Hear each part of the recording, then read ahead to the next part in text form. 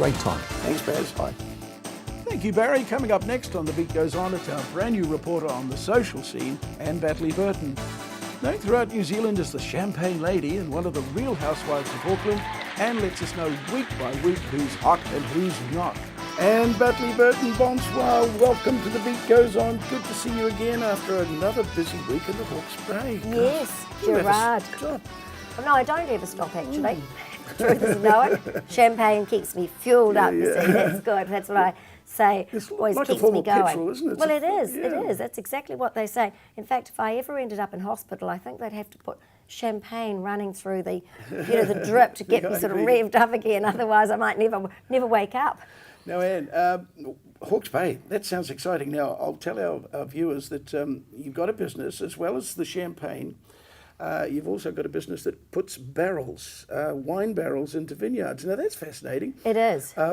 Now, where do you buy these barrels from? Well, I'm the agent for two tonelleries, which is cooperages, Say in that slowly. France. Say that slowly. Agent for who? For two tonelleries, which are cooperages. In other words, they make barrels.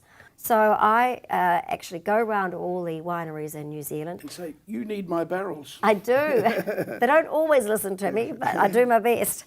Any of you winemakers out there, take heed. Yeah. So no, there's a lot of competition actually. When I first started, I think there were about 10 Coopers on the market, and now there'd be about 70. So that says it all with the growth of the New Zealand wine Now, industry.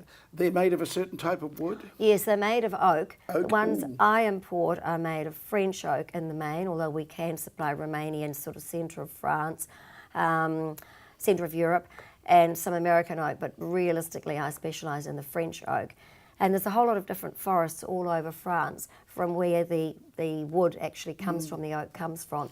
It's interesting because under the state law, they can't cut any of the oak trees until they're 120 years old. Gosh. Which is great for sustainability. Yes, exactly. And all these different forests impart different qualities to the barrels. So there's different forests used, like Allier, Vosges, Tronchet, that sort of thing. And then the coopers, they, after the wood has been dried by what's called a marindier, they're the ones who season the wood and leave them for sort of 24 to 36 months. They're being watered and so on, all the bad tannins and so on come out of the wood. And then when they're seasoned correctly, they make the barrels. And of course they use various methods of toasting. There's a whole range of methods of toasting for various lengths of time, different temperatures, that sort of thing. So the insides of the barrels are toasted, and then they impart certain characteristics to the wine. And hence it's a huge thing for winemakers to determine which barrels they're going to use, which are going to complement their particular wines. Now, Anne, are yours the best barrels in the world? Are you going to... Of course my barrels are the best barrels in the world. Go Radu and Claude Gelée. And look, you put any types of wine in there, but mainly it's for Chardonnay or... Barrels are used for Chardonnay, they're used for Pinot Noir, and of course Cabernet Merlot, Syrah, all the other red grape varieties. Now, who did you see while you were over in Hawke's Bay? Well, I Would you saw like to quite a mention few. any Yeah, I particular? would in Yeah, yeah. particular. I mean, I love my winemakers, all of them, who support me. It's just fantastic. But there's a couple in particular, and there's more than one reason why I have an affection for Timata Estate, and that's because with my animal welfare side of things, I managed to save this fabulous border collie, Zach, from the pound up in Auckland. And I searched high and low to find a home for him, and Peter Cowley and his wife Gail adopted Zach. So of course Zach now has the run of the Bullnose Estate Timata Winery, and he's got the life of Riley, and they love him to bits. And not only Zach the Border Collie, but I have a very special little protege down there called Copper. This is a cat? Yes, and Copper was a little tiny kitten, was going to die. And unfortunately, the owner just could not afford to pay this exorbitant vet bill, which was well over $2,000, to have a bowel operation.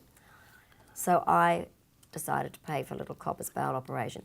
And this little cat is the happiest, most gorgeous, healthy little boy now. It's just wonderful. So every time I go down, I go and visit Copper.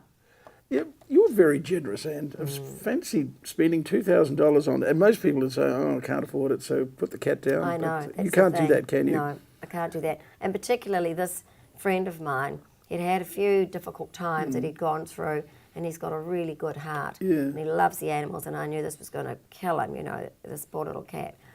So I helped out. So it's Good on you. lovely to see Copper. You're wonderful. Thank you. And then, of course, another one in particular that I love. Oh, there's two actually. Clearview Estate. I have a great rapport with Tim Turvey and his winemaker. Tim's an absolute character, and very eccentric. And then Rod McDonald is a big favourite of mine. I actually think he looks like that movie star. I always forget his jolly Russell Crowe. Rod McDonald's my Russell Crowe, and of course he had the most incredible flight of rosés that he had lined up there. It looked so impressive. I've taken some photos. So I was doing that, and but whilst I was down there, of course, I took the opportunity to go to some great restaurants. Wow. And there's one in particular that I love, and that's 1024.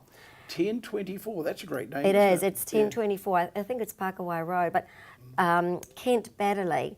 He had started the first degustation restaurant in New Zealand. It was called Le Petit Lion in Wellington, and I remember it well.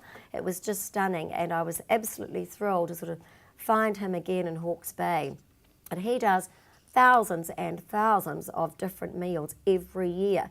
He's just a wizard, absolute wizard. So we had a beautiful dinner there. You have a great life, but and there's some very important news we need to tell our viewers also before we move on.